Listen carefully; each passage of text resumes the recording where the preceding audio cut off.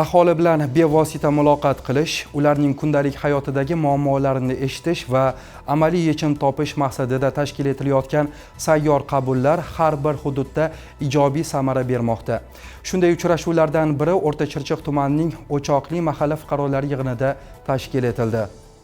Xabaringiz bor, mamlakatimizda sayyor qabullar orqali fuqarolarning murojaatlarini to'g'ridan-to'g'ri eshitish, ularning dolzarb masalalariga yechim topish amaliyoti keng yo'lga qo'yilgan. Bunday uchrashuvlar nafaqat aholi bilan ochiq va samimiy muloqotni yo'lga qo'yishda, balki ijtimoiy-iqtisodiy muammolarni o'z vaqtida bartaraf etishda ham muhimdir. O'choqli mahalla fuqarolar yig'inida tashkil qilingan sayyor qabul ham ayni shu jihatlari bilan ahamiyatli bo'ldi. Mazkur sayyor qabulda Respublika ishchi guruhi a'zolari hamda O'rta-Chirchiq tumani hokimi ishtirok etib, mahalla aholisi bilan suhbat olib bordi. Sayyor uchrashuv doirasida fuqarolarning turmush darajasini yaxshilash, hududni obodonlashtirish, infratuzilma bilan bog'liq muammolarni hal etish kabi qator dolzarb masalalar muhokama qilindi. Qabul davomida 50 ga yaqin fuqaro o'z muammolari bilan murojaat qildi. Asosan hududni ijtimoiy-iqtisodiy rivojlantirish, infratuzilmani yaxshilash, sog'liqni saqlash, ta'lim sifati, tadbirkorlik faoliyati bilan bog'liq masalalar o'rtaga tashlandi. Murojaatlarning 22 tasi Respublika ishchi guruhi hamda tuman hokimi nazoratiga olinib, ularni bartaraf etish bo'yicha tegishli vazifalar belgilandi. Qolgan murojaatlarga mutasaddi tashkilot vakillari tomonidan aniq va tushunarli javoblar berildi. Ayrim fuqarolarga esa zarur huquqiy maslahatlar va amaliy ko'mak ko'rsatildi.